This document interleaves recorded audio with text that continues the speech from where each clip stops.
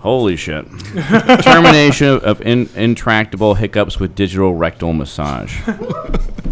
Okay. I might leave you with that one, Shulan.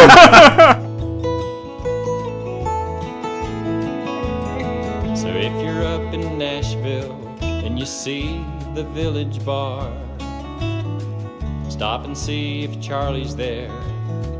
Tell him who you are. And listen to his wisdom, and listen to his stories, and listen to his hopes and dreams, his downfalls and his glories. Da da da da da da da da da da da da da.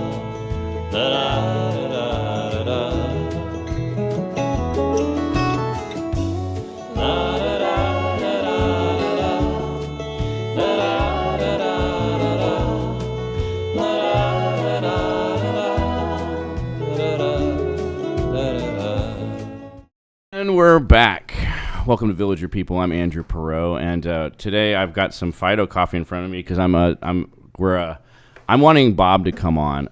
Jesse Nordstrom had asked me the other day if he could interview Bob Bernstein of Fido, and I thought that would be a really great show for the neighborhood. So if you see Bob, tell him, go on Villager People, Bob. We want to see you on Villager People. We want to interview you.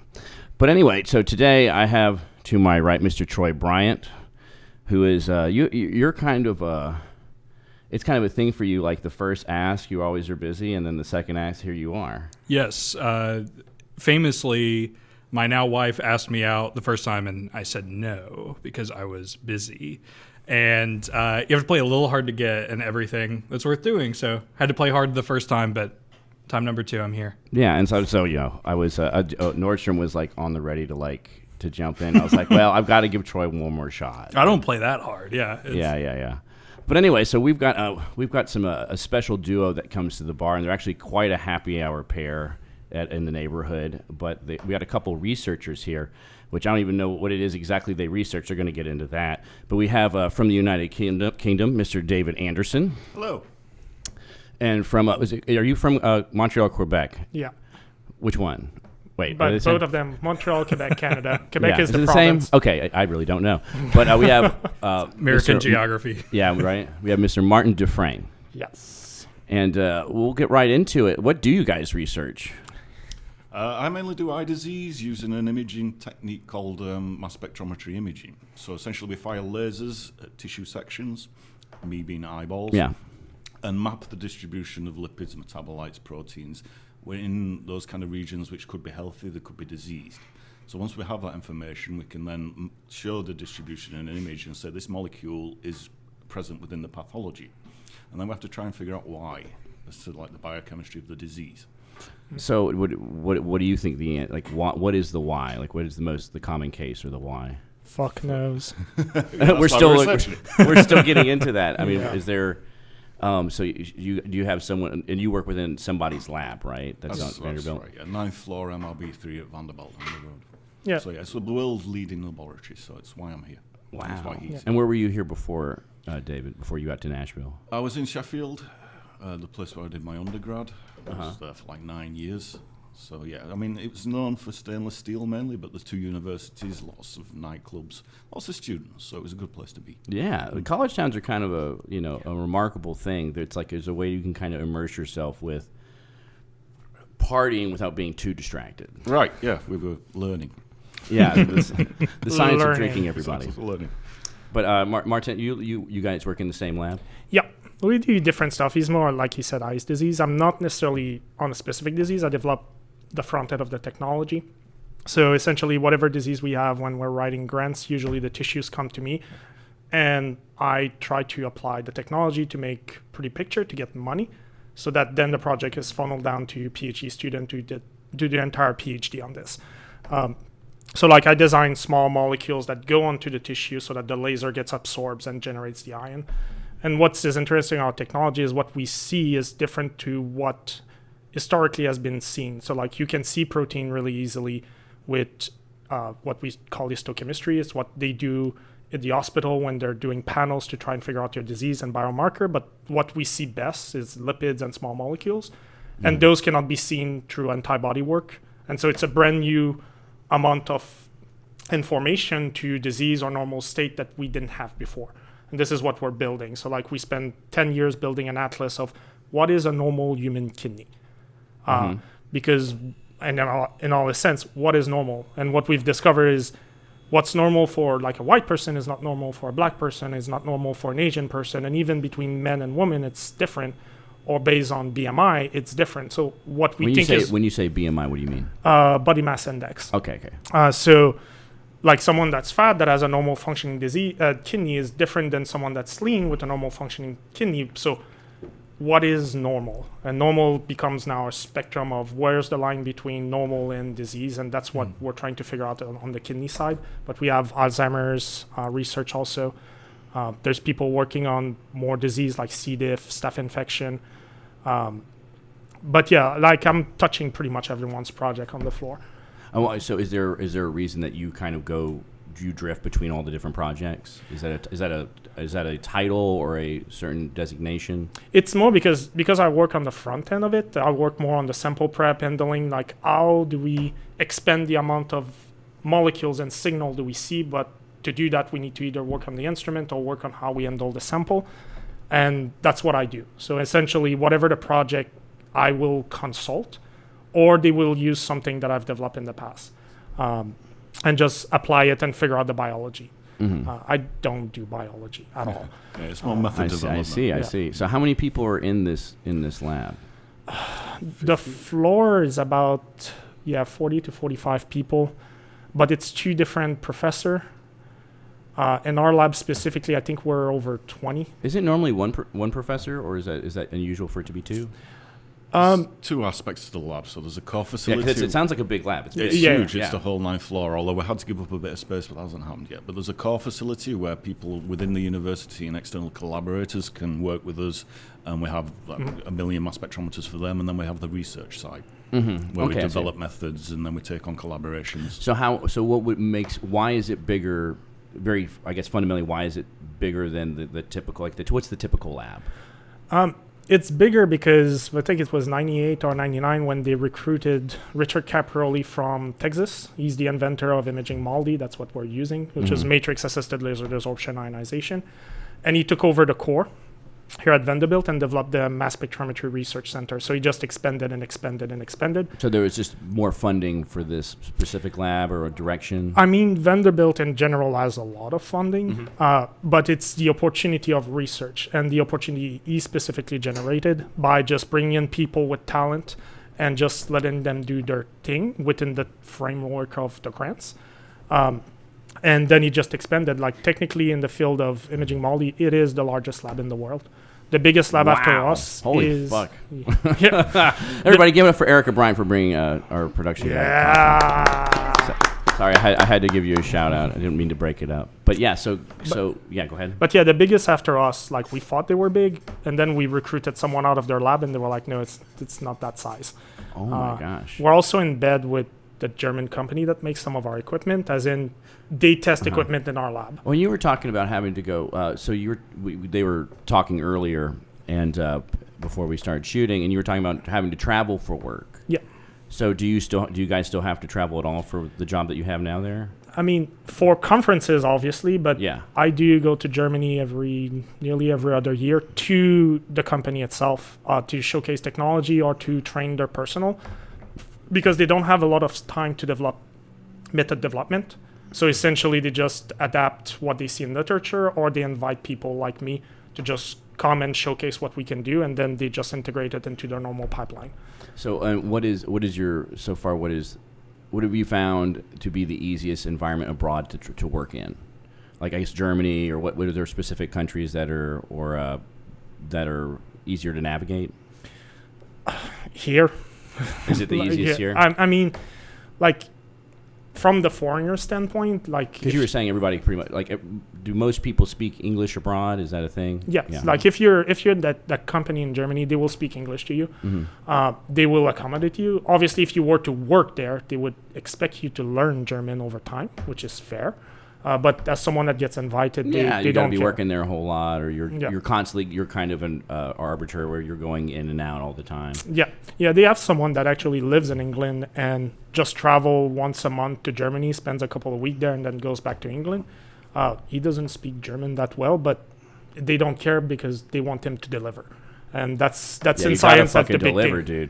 dude. You gotta deliver. Yeah, that's the big thing about science and that's why Vanderbilt and this lab got us in, is they ask you to do things, but they also open up maybe a 10% of your time to do whatever you want in some sense. And if that gets traction, then it becomes your project. So that's essentially what happened to me, is I started designing those small molecule from someone else's previous project. And now this is what I do. It's like, as the legend I've heard, who knows if there's any truth to it, but that like Google does that of like, if you're an employee, 90% of what you have to work on is this, we're going to give it to you. And then 10% just come up with something. And that's purportedly how Gmail was created, is one of those projects. So is that what you were talking about before, about kind of the, I guess, mapping of kidneys based on whoever has them? That was something that you just kind of in your free time that got traction? Or I mean, that was a large grant. Initially, the molecule we were using was cancerogenic. It was developed in the lab I did my PhD in, and I just wanted it out. So I found an alternative that turned out to be better, and then I designed a version of it that's just much more better. And now we're just improving on that, and this is the pipeline that most of our grad students are using, are from those molecules. I even have a preliminary patent on one of them with RPI. E2 has a patent on the instrument we use to deposit the molecules. Dave and Eric Spivey helped develop a sublimation system that's reproducible. Who's Eric Spivey? He's an engineer. Okay. He used to fly Black Hawks and rescue people out of Afghanistan. That sounds badass. Dave drives a motorcycle, so he has badass company like that. It's like, He's a nice guy. Yeah. But yeah, we essentially took I took a pair of hair straighteners that I bought in Target and then turned it into a licensed product. oh wow. Yeah. Can you get into that at all? Or is that, I mean, well, it was a technique that we usually use, like in organic synthesis, where you have a piece of glassware and you stick it in a sand bath, and it's very irreproducible. oh wow. So it didn't work all the time. Sometimes it worked, sometimes it didn't work, and it was very like experience based. So I turned that into a scientific device, and also developed like a wafer. All right, we're gonna have to get that image so we can show on the screen for people. Yeah. It took 10 years, but it got a patent. The patent got knocked back to start with, and then we argued it, and the lawyers did this and that and this and that. So how did you meet Spivey? He got a job at Vanderbilt, and he was an engineer, and you can always use an engineer. Yeah, exactly. So is that how like you guys? So that like scientists and engineers kind of work hand in hand when developing stuff. Yeah. I mean, obviously. It's also like, that's the thing about that lab, is a lot of people from all over the world are just coming in. They're all coming in with their idea, their vision of it. They meet the people that have been there for a few years, so nowadays it's us. And we just help them, guide them through like whatever they want to try. So that usually it's people that have PhD, they're doing a postdoc, and they just create their own little project that way. And we're just providing support through our experience with the lab, the equipment, and everything that we have. It's pretty easy to do. You establish a problem, and then you try to solve the problem. There's usually plenty of problems. Yes.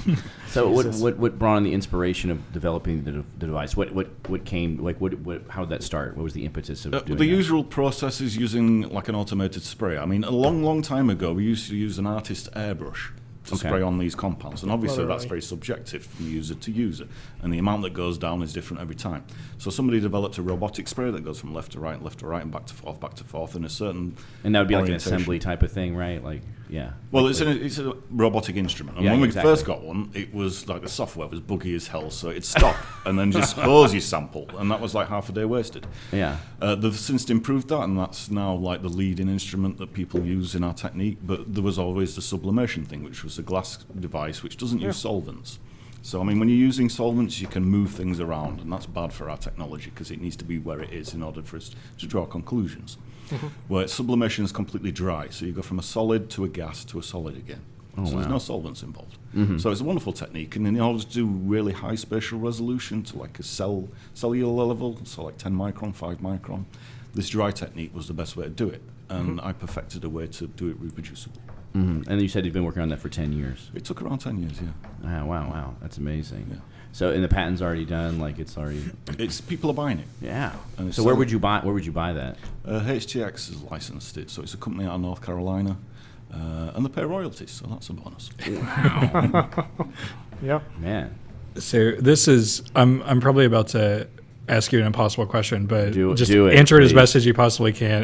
It feels like the question at its core is like, how are we measuring progress, which is impossible. But from what you have expressed of what you're working on, it sounds like we're learning a lot about something there may not be a lot of study. I guess what is the speed of how much are we learning new things and applying them and continuing on? Because I guess as someone who's not in that sphere very much, it feels like, you get your headlines about certain things that come out, and I guess I'm just curious, what is the pace of this technology and these findings? It's incredibly rapid. So I've been in this country 16 years. When I arrived, the spatial resolution was like 100 microns, so a tenth of a millimeter, which was pretty terrible. You're not down to a cellular resolution. And in order to make biological conclusions, you need to see what's going on in a cellular environment and the surrounding cells. Since I've been here, we've pushed it down to 10 micron. And we did that by messing about with the instrument settings that we weren't supposed to mess about with. I was told not to mess about with those, but we did it anyway. And now we're down to 3 micron, right? Yeah. Martana's pushed his technology's pushed it down to 3 micron. Oh, wow. Yeah. So it's a mix of the sublimate being reproducible, the new molecule, and like you said, when the company tells us you're not supposed to do this, we're like, Wait, fuck off. Like, yeah. excuse me, but... I mean, that's what discovery is, right? Like pushing boundary. But I mean, in our case, we have so many instruments from that company that this is what they expect from us. So like the software will limit us to some things, and then they would remove the limitation to let us push it to the absolute limit. That's what's fun is we work constantly with them. Like I have meetings every 3 weeks with the German to talk about this, to talk how can they improve the instrument, how can they improve the software. But like he said, when I started my PhD, 50 microns, so that would be half of an hair in thickness. That was good. 10 was like you're looking at your signal and you see those tiny peaks. And nowadays at 10, it's what we were seeing at 50 to 100 years ago. Wow.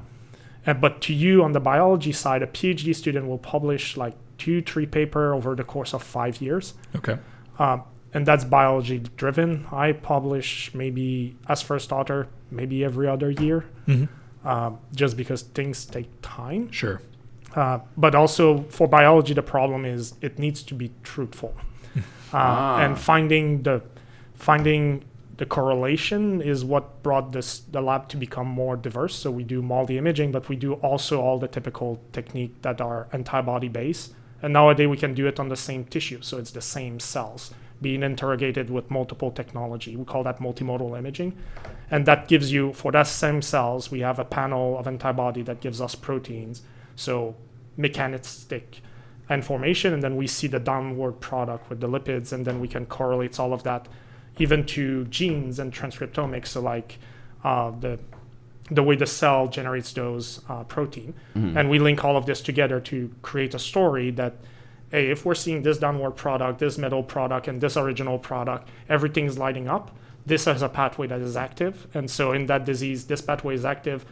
What does it mean for the disease? So like in cancer, it's often proliferation pathway, or around it, a lot of immune reaction. Yeah, so how much of what you're studying is related specifically to cancer? We do have quite a bit of cancer research. And is that are most labs when dealing with disease, like, or organs, I guess, are related to that, right? Or there's big departments? It's easy to get samples. So like most of our samples are humans. In the case of the eye, they come from the University of Alabama, if I remember properly. Oh yeah, Roll Tide. Yeah. And in the case of the human kidney, we actually get them from VUMC.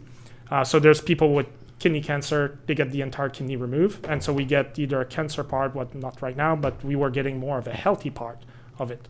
And so we work with the hospital, with the surgery department. They have an entire department for that. And kidney cancer is pretty common, or more common than I've thought since working in a farm. And I don't know, maybe if that's because of my vocation, I don't know. I mean, it's not talked about a lot because the reality is if you have it, they just remove the kidney and you have a second one. Oh, okay. So you're kind of So the fatality rate isn't as bad as other cancers. So it's like it doesn't make the press, I guess is a good way of putting it. I mean, it's not like colorectal cancer. Once I remove your colon, you get a bag. no one wants a bag. If you remove a kidney, there's another one. So like a lot of those cancers are harder to get just because, well, the surgery is very invasive, whereas the kidney, it's just like they're pulling out the kidney regardless. So might as well turn it into research instead of just wasting it. And so that's a lot of things we do is whatever comes out of surgery department, we can create a protocol, get it approved, and then we can get pieces of it for research as long as the patient has agreed to it, which interestingly enough, a lot of people do agree to that. There's even a project we're in where patients are actually involved in the project. So they're taking biopsies from living people on their kidney, and some of the patients that have donated normal kidney biopsies are actually on panels, and if you will see them at the conference because they're part of the project, because involving patient is also very important. Like, you're donating something to science, being able to see what we're doing with it and what the outcome is actually a validation of why you had to suffer for like an hour being poked by those needles. And that's something the NIH and the federal government is pushing a lot toward, is involving the patient, involving everyone from the medical doctor, the patient, to the actual scientist in the lab, so that everyone's aware of one another. And it's not just, hey, I get this piece of tissue, I get do whatever I want, which isn't the case. Like, it's pretty controlled what you're allowed to do to those biopsy, and all of it is ethics committee approved. Now, I was we brought this up earlier, but Dave has a piece. Can we talk about this? Sure. Is this totally on the table? I was waiting to get through the scientific stuff to bring it up, but it's also scientific, but it's a research paper. I was going to say, this is extremely scientific. He must have brought this here on purpose. I did. It's our favourite research articles which have ever been published. So can we talk about fellatio by fruit bats prolongs copulation time? There's pictures. There's pictures. Okay. Andrew, can we get those posted as well? We will post these pictures for you people. It's not a brilliant picture, but I mean, I think it's hand drawn. What? But you need to realize that someone was watching this with a timer. Yep. To know that without fellatio, the bat doesn't last as long that it does with fellatio. There's some intern that had to do that. Yeah. Yeah, talk about, how many interns would a lab at your size have? So mainly grad students. Yeah, grad students. People doing their PhD. How many you got? Right now, 11, and we're about to go up to 12. So how many do you each have that you can tell what, do you have a couple directly underneath you guys? No. Not so much. Is that how it works? No. Training usually. When they want to rotate in the lab and to see whether they want to join, they'll come train. And that's about the only aspect. And then we let them loose so they can ask questions. Yeah. But they're on their own, essentially. Yeah, essentially the boss above us, the tenured professor, sees them once a week. And if he doesn't know the answer, there's someone in the lab that knows it, and he just pushes them toward the right people. The same, sometimes grad students come to me with a list of questions. I'm like, this is a question for this other person, this I can answer, this other person, and just distribute them. Because everyone's super specialized. I see, yeah. So what would bring this this particular article to your attention? It's just some of the funny science that goes. Science isn't always boring. You can sit and watch. No, it's. I mean, well, that's a good question. What made you guys know you wanted to get into the sciences, growing up? Is that? Always fascinated by nature. Oh, so bats. No, not specific. Dude, that bat is giving head.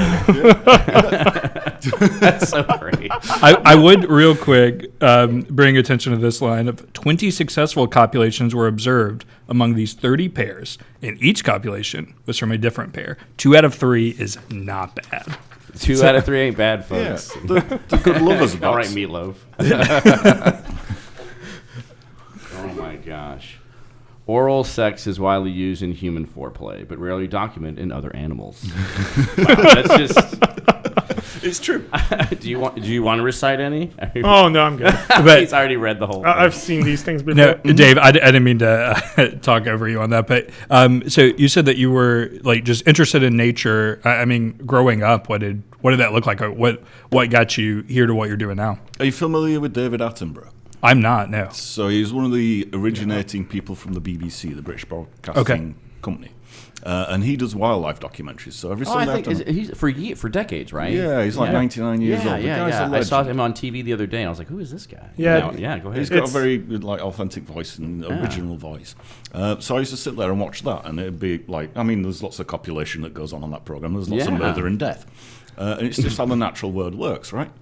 And essentially, the basis of science is understanding how the natural world works, based on physics, which then boils down to chemistry, which then boils down to biology.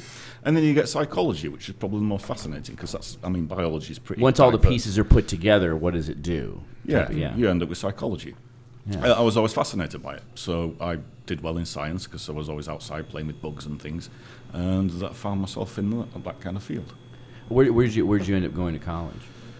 Sheffield, yeah. I was in Sheffield. And that's where, and you were there until you got here? I did my undergrad, and I kept in touch with the professor. I went to work in a place called Harrogate, which is a very posh part of Yorkshire, for a contract research organisation. The job didn't pay well, but it was a good experience. And then the professor got back in touch with me and asked me if I wanted to do a PhD for more money, tax-free, back with my friends in Sheffield. Of course, so, took me up on it. Did a PhD, and it was studying the distribution of agrochemicals in plants. I don't care about plants, but it was using the technology, which they use at Vanderbilt, that I wanted to understand more. And I guess my follow-up question to that is, considering Sheffield, is that where you learned to drink? Is that what?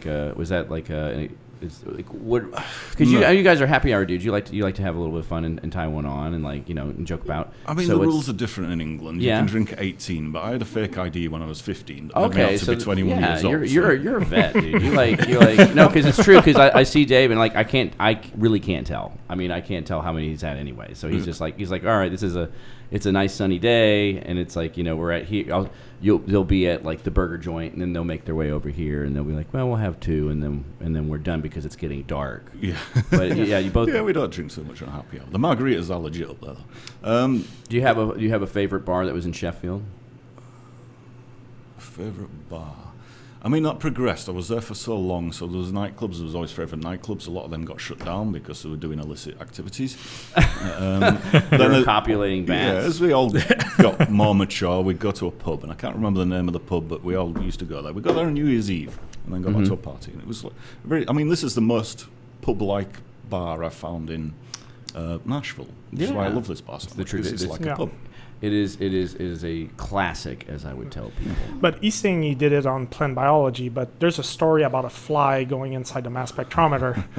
He knows about it. Let's go into it, yeah. Oh, this was a German collaborator. His name's Klaus. I've noticed that there's a lot of ties to science with you guys in Germany and with your research. Yeah. Is there a reason for that? What was his name? Hillenkamp?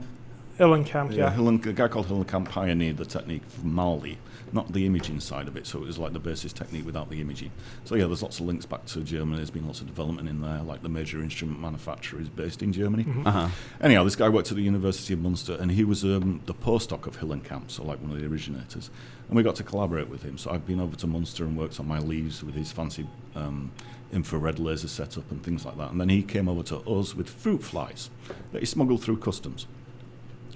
And he wanted to look at the sexual organs of a fruit fly and fire lasers at them.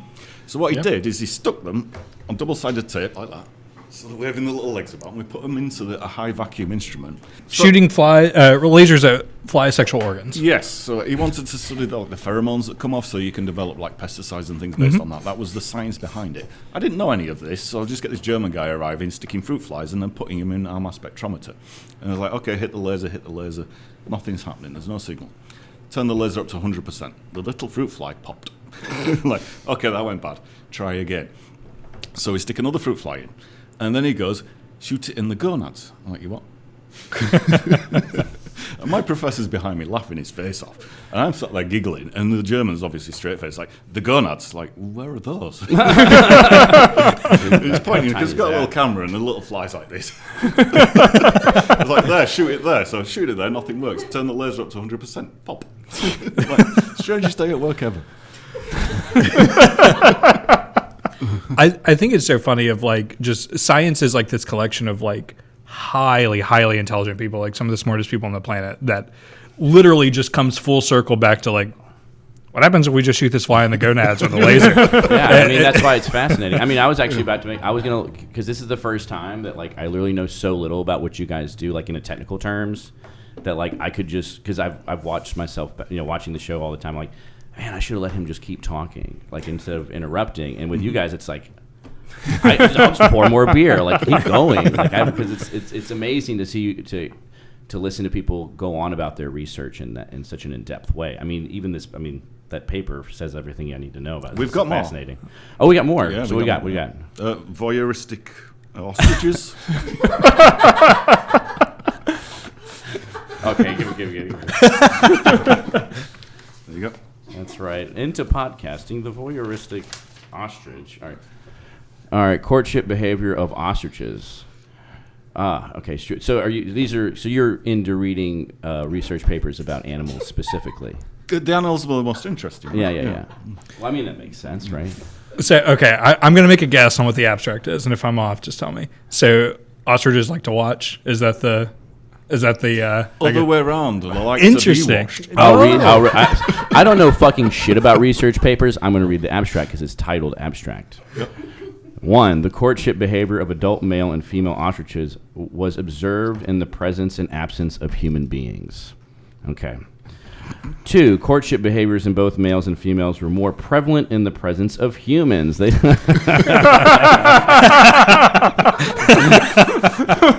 Oh, I'm so glad you're on here, Dave. That's funny. Okay. It's a kinky ostrich. It's kinky ostriches. Ostriches are kinky. Okay. Number 3, exposure to a human for a short period did not stimulate courtship behavior in the period immediately after the human had withdrawn. Wow. No, they like to be watched during it. And number 4, courtship behavior towards humans may be important in the reproductive success of ostriches in a farming environment. Yeah. With the farming environment. I mean, there's probably a federal grant that paid for this. It is. It's from Oklahoma, I think. Yeah. So what would be the main reason people would get into studying that? Farming. Make your ostrich farm. farm Okay, more yeah, efficient. okay, I see. Yeah. And it even says that's why I was wondering, because I thought that was the most unique part of those sentences. No, there's ostrich meat. You need to have them reproduce, so you need to figure out how to have them reproduce the most efficiently. Have you guys had ostrich meat? Yes. Oh. Yeah. Well, no, emu. Emu. Not Are they ostrich. closely related? They're No. related, but not the same. So is it good?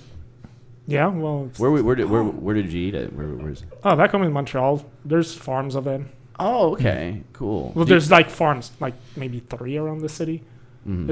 It's one of those meat that you said the grocery store, and like, why not try it? Oh, actually, we can get into that. Did you go?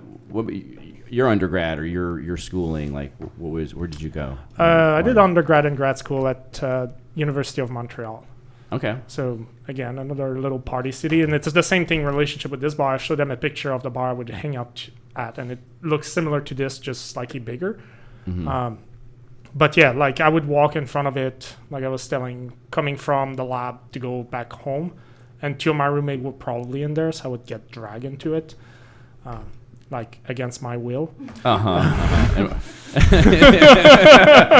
you're a talker like I am. It's like, oh, I can have another one. We'll talk even longer. I know I've hung out with you guys a few times during happy hour. It's like there's not between the two of you, the stories just keep on going and going and going. I mean, in science, there's a lot of things. Like the point of science is to control your experiment as much as you can and to document what's going on, but you don't always control everything. Mm-hmm. And things that can go to shit will go to shit. Now, you had a job. Didn't you work in Montreal or in Quebec at one point?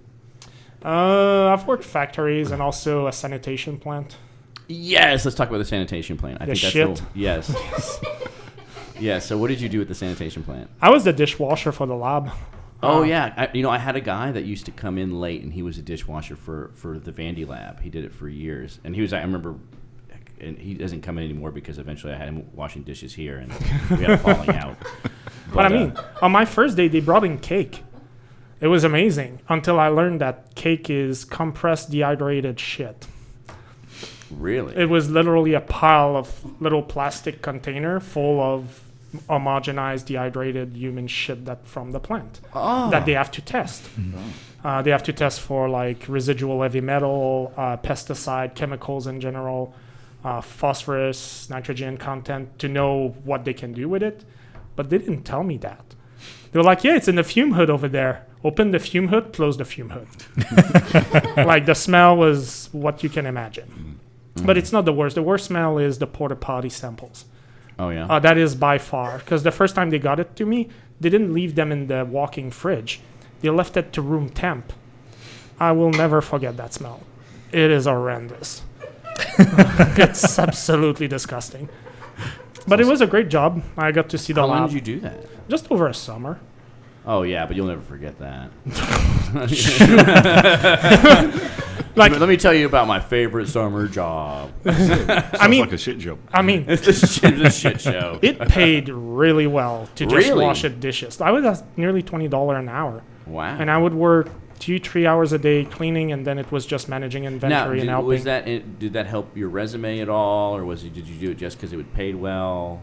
I did it because I knew I was going into science, and it was a lab job, and I got to see the lab tech work, shadow them, and like in general, it just solidified that I wanted to go into science. I didn't know analytical chemistry like that was more what I wanted, so I trained to be organic synthesis, so creating molecule from scratch. But that environment is very, very competitive and also toxic. And so I went to mass spectrometry because it's kind of meeting all the worlds together. And also the job opportunity in that field are one of the biggest because Well, yeah, I mean, your lab is huge. it's not just that. Every hospital has those instruments. Every every mines in Canada have those instruments. Every environmental agency have that. Like, if you want to know if this molecule or this contaminant is in this sample, it's going to go to a mass spectrometer. Unless Yeah. it's like heavy metal that goes to different type of instrument, but it might go to a mass spectrometer. So in the field, that's what we tell our student is there is a lot of jobs for you outside of just the research, if research isn't for you. So, Dave, how did you narrow it down to where you are at specifically? Was there another form of science that you were, because you were so into animals, was there another form of research that you almost went into? I mean, I was good at science, I was good at art. Art, okay. And, I mean, Toby does well with his art, but Oh, I yeah, wasn't yeah. as good as Toby. So did you like, so you drew animals and stuff like that? Oh, were they like copulating? I didn't draw that picture of the bar. he's admiring the guy's work. I'm sure it's a niche market, but no, that wasn't my kind of art. Dude, it's like, Toby, we got this idea. Now you're going to make more money. Yeah, you could copy it and do it well. But yeah, there's a balance between. So what I do is essentially art, but it's science at the same Yeah. time. We make real nice, pretty pictures, but it has meaning. Yeah, okay, yeah. That's amazing. Yeah, so I found my niche. Oh, awesome. Well, we're going to go ahead and we're going to, because Erica's here, our laugh track. And Erica and Troy are married. I'm going to put Erica on the show because, like, we had another guest that was scheduled to come, but he what was it? Who was it that was going to come? Lee Greer, the Muppet. The Muppet. Oh my gosh! So unfortunately, we don't get to get Lee on camera. He got the. He did apologize. He's very apologetic. Yes. So, Yeah, you had to go to church. so I told Erica we had a little bit of room to put her on. So you can learn the about camera. ducks. All right, Erica, you're gonna learn about ducks. So Dave has handed me another article, the first case of homosexual necrophilia in the mallard, which is a male duck. Yeah. So Why does it have to be homosexual? Is this different than the first case of necrophilia? So I don't know, but it's an interesting study published. I think came out in the Netherlands, and a guy sat in his office and he hears a commotion outside. Right, he's sat writing.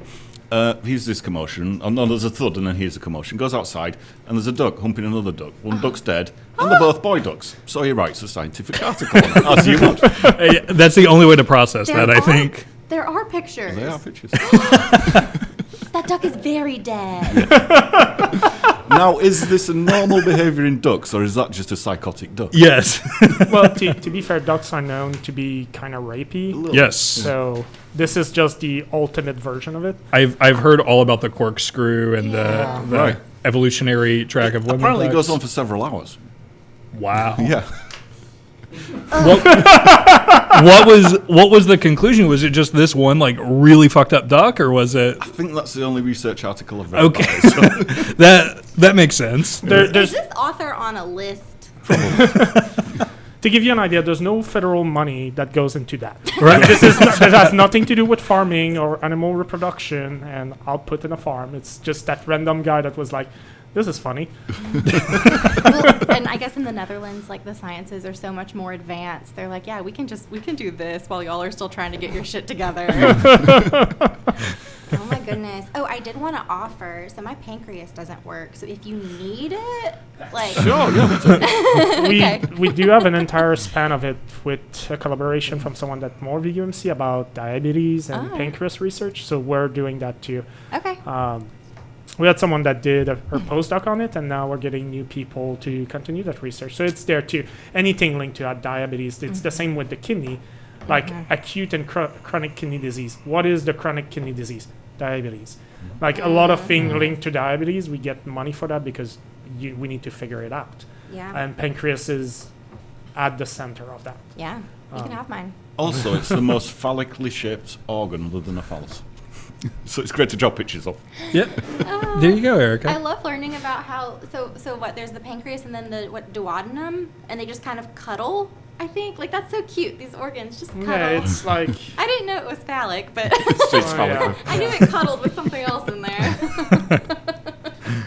But yeah, it's an interesting tissue. It's one of the hardest one to deal with because of how fatty it is, or how much fat there is around it, and the fact that most of the tissue is just a sponge, and inside of that there's these little islets where insulin and other hormones are produced, and those little things are what we're trying to study. Because I think there's 3 or 4 type of cells in there, and one of them is the insulin production one, and the question is, why are they all dying? Yeah. Why are they all going away, and is there a way to resuscitate them or bring them back? Yeah. That's a harder question. Yeah. And this goes from studying human organs to studying animal models to actually creating a small kind of organ on a chip, but basically just the islets themselves without all that sponge-like endocrine tissue to be able to study exactly and then input condition to them. It's not realistic to a human being because what we do to that will not do to a human, but it kind of informs you of what might have happened. Because a lot of what we do is kind of after the fact. You're diseased, you have a problem, but we're not seeing how it got there. Yeah. So we have normal, we have the endpoint, and it's figuring out the in-between. Yeah. I guess that's the thing with like autoimmune disorders too. Like it's all connected to those bodily systems, and so that's I'm assuming much harder to study in a lab. Yeah, there's a large consortium in the U.S. for that too. Yeah. We're a small part of it, but there's multiple university, generally autoimmune disease in general, yes, because of how, like, why? Why is it going on? Why is it going haywire? Yeah. To try and just find a treatment or find a way to calm down the immune system. Yeah, I think most of the main research in that area is leaky gut and your microbiome. Yeah. It's all lead into that. Very Yeah. cool. So it's a new thing to study. Yeah, it's quite surprising. There's people studying like literally the feedback loop between what the microbiome in your gut is sending that goes to your brain, and your brain is responding to it. And it seems like it's a symbiotic relationship. So once this gets fucked, everything goes all over the place. That's why it was a couple of years ago, before I came to the United States, there was a guy that was saying that the next big thing in treatment is human fecal transplant. Taking a healthy microbiome from a human and giving it to another human being to try and prevent or eliminate disease. I know in C. diff it does work kind of well, but it's no one wants to get shit put into them. Yeah. So they're trying there's people studying the gut microbiome. How can I make a pill that you just swallow, gets through your stomach and liberates into your intestine and revive your normal microbiome? There was a guy at one of our biggest conference was doing that. He was helping the UNICEF and the World Food Organization to develop the paste they give to malnourished kid. It has all the nutriment necessary, but those kids don't develop as well as normal kids, and they were trying to figure out, and he pinpoint the gut microbiome isn't developing properly compared to kids that get breastfeed or get certain food compared to the paste. And how do you design the paste so that those kids, especially infant, get to actually grow normally? Yeah. And you could see that the gut microbiome was not evolving the same with those kids compared to normal kids with the same socioeconomic background, because that too is a big factor in a lot of things that we study is if you're brought up poor or wealthy, outcomes are different. Yeah. So even if you have the nutrients and like the supplements, they're not absorbing, they're not doing like making the changes that. It's more. There's more to it than just the nutrient.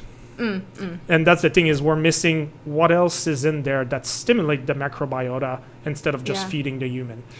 Do you think that is that like an American thing to just want to fix things with a pill? Well, you've got the health industry. Yeah. It's right. There's money in it. Yeah. There's definitely a business. It's both the business part and the palatable part to the patient. Yeah. Like everyone will accept taking a pill. Not everyone will accept having shit from someone else put inside of them. Or like even making lifestyle changes. They did that on Grey's Anatomy once. They did a fecal matter transplant between a husband and wife. It was disgusting. It's been looked at as treatment for depression. Yep. I think depression's related to Yeah, my psychiatrist talks a lot about gut microbiome. Yep. Yeah, you are what you eat. Yeah, but technically we carry more bacteria than we are cells. Just with what's on our skin, what's in our nose, in our mouth, what's inside of all of our digestive tract, inside of our lungs. There's just so much more bacteria than there are actual cells. And so now we're at the point where how do we take care of those? Because it seems like they are very important to us. And it makes sense because we spent millions of years with them. There's a reason why they live inside of us instead of living inside other animals. And it's like that for pretty much every animal. It's like when you see marine biology and some of, if you look at hydrothermal vents at the bottom of the ocean, everything lives symbiotically. Some of the advanced animal cannot digest what's in there. It's bacteria is doing part of the digestion, and then they feed onto it, and it's all that cycle. Yeah, it's a little sucker fish on the dolphins. Yeah. I'm itchy now.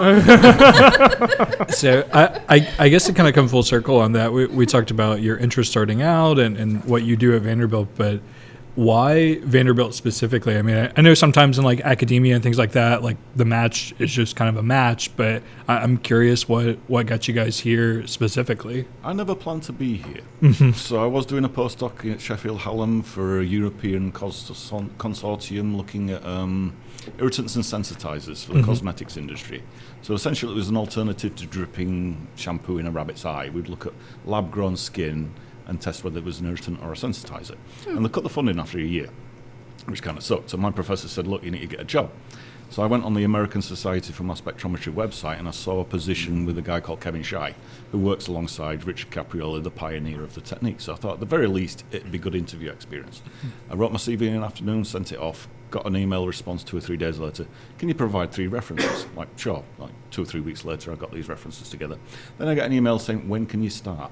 There was no interview. I had to phone the guy. It's like, are you serious? Like, yeah, okay. Am I being catfished? Yeah, exactly. So I moved to Tennessee and I've been here 16 years. Wow. Oh, amazing. Yeah, it's slightly different. The professor I did my PhD with actually was brought into Vanderbilt by Richard Caprioli to develop all the preparation for protein imaging, then went on to open his own lab. I was his first student. So by the end of my PhD, he was like, do you want to do a postdoc? I'm like, yeah, sure. Okay, I'll make a phone call to Vanderbilt. He made a phone call to Jeff Spragan, who's now the director. Got a phone interview, was flown in, and at the end of the day of interview, Richard was like, well, you're a foreigner, so we need to figure out visas, but we'll make you an offer. You'll be here in a couple of months if you want. I'm like, cool. But they interviewed me in February, and I was like, wow, this weather is great. And then I walked in at the beginning of June. I'm like, this is hell. Yeah. like swimming, walking around outside. They were like, oh, yeah, we have a hockey team over here and everything. I'm like, cool. And then hell. Like, the temperature was, like, horrendous. And I'm just, well, I guess this is it. But are you used to it now? No. No, I like my winters. Yeah. I like the cold. How did you like this past winter? Oh, fuck me, the ice storm. Yes. Oh, yeah, you got fucked by the ice storm. Just a little bit. I've still got a hole in my roof. Are you serious? Yeah, a big giant tree.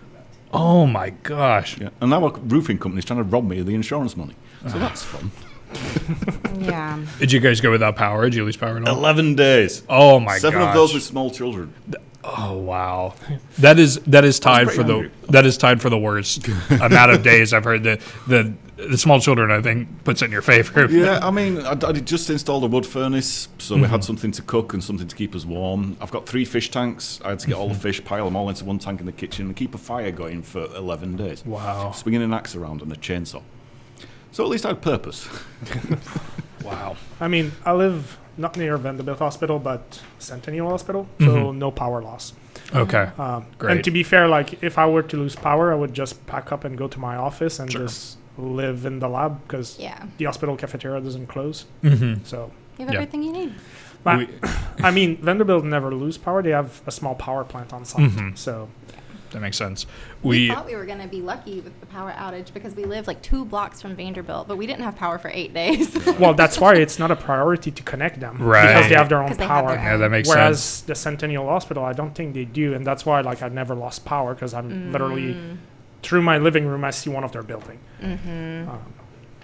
Yeah, we day one, Erica was actually in Orlando on a family trip. So she's like, yeah, Orlando's a little cold. It's like 65. So it's a little brisk outside. And then I saw those posts. Yeah. Yeah. Disney World. Yeah. And then it was like 40 degrees. It's me and 3 cats like huddled up in one room. The cats do not get along. Yeah. And it made it one day, then went to a hotel. But yeah, that was insane. I mean, I'm not sure, like, obviously you guys being from further north, if you're used to winter storms like that, maybe not winter storms with such poor preparation. Well, not that cold. I mean, the Canadian shore, but England's a temperate climate. It's an island. But was it 11 degrees Fahrenheit? Yeah, we don't get that in England. I mean, I don't know freedom units, so yeah. Minus 20 C or something. Yeah. Bloody cold. Yeah, for Montreal it's cold, but you're equipped up there. Like usually when there's a big snowstorm, I just go walk at Centennial Park, and I look like a weirdo because the only people out there are there with dogs, and they're like freezing and just walking their dog. I'm just like, this is nice. That's like me when it snows. I just romp around and. Yeah, peaceful.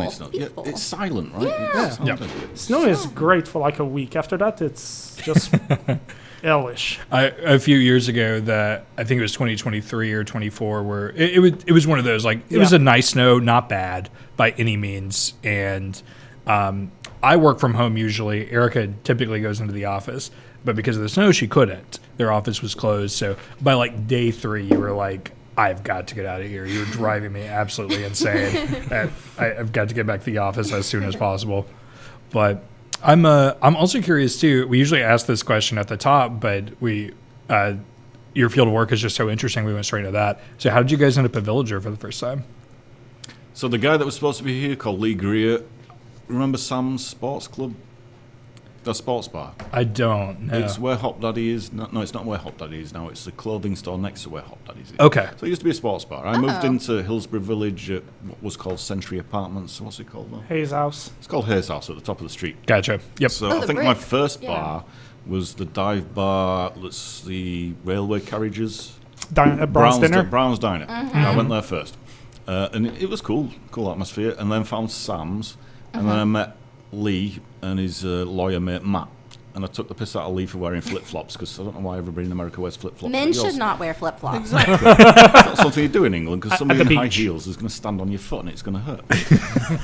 And then he brought us here and we played darts. The rest is history. The rest is history, yeah. Oh, love it. And it was on the way home. So. Yeah. I mean, it's kind of the same. I walked in front of this place a couple of times, just going back and forth in the neighborhood when I moved in. I also heard about it at work. And to be fair, it looks a lot like where I used to hang out during my PhD. So I'm like, oh, this is nice. I like dive bar more than normal resto bar where swearing when there's kids behind you. You don't run that risk here. You can just not care. I also like the part where it doesn't have liquor, so you don't have to deal with people completely blackout drunk on shots. It takes a little bit more effort to get to that with just beer. Yeah. And the dart, it's funny because I haven't seen a dart bar in a long time, and this one it's not just there's dartboard, it's actually active, and it's a big part of the bar now. Like the first few times, like why are they dedicating half of it to this thing? And as you come in more and more, you're like, no, this is what this bar is about. Especially that one time a few weeks ago, it was one of the best in the world was here playing. Wow. And it was interesting to see him go. Bullseye, bullseye, bullseye. I'm like, what? What is this? And then his friend goes, bullseye, bullseye, miss. I'm just like, Okay, like if I get it on the board, I'm like happy. That's you. Yeah, very much, very much. But there's a point where I'll have to pick it up. Like I've played a couple of times. My favorite time was when one of our friends was very American, very patriotic. He decided to do the foreigner against the American. And the two of us foreigner, it wasn't Dave at the time, it was someone else. Or it was you maybe. Yeah, and we won. Excellent. And I was like, to be fair, none of us knew how to play. It was basically just luck. Yeah. Or the fact that we weren't as drunk as him, or at least we handled liquor more than he did. He wasn't happy though, was he? Oh, no. No. I rub it in his face a couple of times when I see him. Yeah. Well, and then he'll win once and then, shoot off fireworks every year for the rest of time. Oh, yeah. So. Yeah. I beat him at pool. You did? I did in Key West. We went on a little trip to Key West. I don't know if we should get into that, but he always destroys me at pool, but not in Key West. Well, good. Like 5 times in a row. What happened? What was the... I guess he was on an off day. I don't know. Oh. Did you let him win? No. No, I was sober. Oh. That's That was the problem. Yeah. We definitely were not sober. Thanks for letting me hang out. Yeah. Holy shit. Termination of intractable hiccups with digital rectal massage. Okay. I might leave you with that one. All right, so I'm gonna read the abstract on this and I'm gonna sign us out because I have to get Marshall to do a promo for the disco prom, which is April 18th. Anyway, so let's read the abstract on this. All right, abstract. A 6-year-old man with acute pancreatitis developed persistent hiccups after insertion of nasogastric tube. What is a nasogastric tube? Through your nose into your either lung or stomach. I like this. Gastric is stomach. Do you constantly bring these to happy hour? We should. Usually it's the copper nanotube. Yeah. Removal of the latter did not terminate the hiccups, which has also been treated with different drugs, and several maneuvers were attempted, but with no success. Digital rectal massage was then performed, resulting in an abrupt cessation of the hiccups. Recurrence of the hiccups occurred several hours later, and again they were terminated immediately with digital rectal massage. Digital, it's very important. I mean, it's scientific. Like, it's the proper term. Like, he's not gonna. That's what she said. Like, I mean, they're not gonna say we finger a 6-year-old in the ass. I'm not gonna lie. That reminds me of a story. So I had heart surgery when I was growing up. Did it involve that? So this reminds me of a specific moment where I was. They had taken me off of an intravenous morphine. They do the surgery. You're on IV for like a day, maybe 2, and they moved me to a regular room where it's like, I've got this tube coming out of me, and I'm like, it's awful. You feel completely terrible when you have your rib cage broken open. And this I don't know. She might have been like 25, not even 30 yet. This really attractive nurse comes in and goes, and she hands me this thing. It's a suppository. And I was, which I didn't know what it was. I was like 16 or something. And she's like, "Do you want me to put it in, or do you want to do it?" And I was doing. There's no right answer to that. I was like, I think I'll do it, and I was like, I was too shy of a kid to make this lady put that in my butt. But At least you didn't go, "Mom." Mother, the lady's trying to put something in my butt. Oh, that'll happen later, honey. No other reoccurrences were observed. This is the second reported case associating cessation of intractable hiccups with digital rectal massage. We suggest that this maneuver should be considered in cases of intractable hiccups before proceeding with pharmacological agents. Yeah, you heard that, people. There's the cure. If you are hicking up a lot, just look to your lady and be like, "Hey, we have a solution here. You're not gonna like it. I don't know, maybe you will." Yeah. But all right, guys, we have to wrap this show up. This has been amazing. I've enjoyed the fact that you guys can go on with such breadth on science, and that's just not, I know we have Vanderbilt there, but I think you guys are the first research guests that we've had. Yeah. So it was very interesting. Well, no, actually, I had a girl named Monica Balmer on. She was in the very first episode, and she was I forget what she was researching. She had already graduated, and she had moved far away, and she had come back. Mm-hmm. But any last thoughts, guys? Anything at all? Anything about animals, Dave? There's lots about animals, but I don't think we should. What's your favorite animal? Favorite animal? Oh, here we go. There's many. Skunks are kind of cool. They're local, right? Oh, They're yeah. super cool. Where else we go? My cat's pretty good, Mr. Biggles. Yeah, so you're big into cats? Yeah, cats are like. Dogs are okay, but dogs have different personalities, right? There's good dogs and there's bad dogs, and there's big dogs and there's little dogs. Yeah, cats are pretty much like, I mean, sometimes you'll meet an aggressive cat, but it's He not. knows one. He's got Oh, a bloody God, nemesis. He Oh attacks yeah, him all no, the I time. know a cat that actually straight up attack you at night. Oh yeah, It stalks you. it specifically attacks men's. It doesn't attack women. Like if you have long hair, he will let you be. But if you're a man and you walk during the night, he will just come in full claw out and attack you. Wow. Oh yeah, fuck that guy. His name is Glenn. Fuck Glenn. Fuck Glenn. Fuck Glenn the cat. Like he's like 10, and the veterinarian of my friend was like, "Oh, how old is he?" He's like 10. Oh, he looks like he's 5. He's gonna live a long life. I'm like, no. You know Like, what they please. say, evil doesn't die. Yeah, Too mean he to feeds die. off our souls. Yeah, I remember we had a couple cats, and one was a sweetheart and one was a fucking bitch. And the sweetheart died way before the bitch. It's just typically how that goes. There you go, yeah. It's typically how it goes. Can you guys look into that? Can you study? Can we get a research paper on that? Why cats are dickheads? Well, if you're mean, doesn't internalize something in there. It's just solidify it I so think you it's don't the same age. with people. It's how you Absolutely. brought up, childhood experiences. Yep. Yeah. Survival Kitten instincts. experiences. But my cat was off the street and is fucking adorable. All right. Well, guys, we're going to have to cut it off here. This has been amazing. I'm going to have to always ask David more about animals every time I see him. And I'm Andrew Perot. This is Troy Bryant. We have David Anderson and Martin Defresne. And this has been Villager People. Cue that exit music.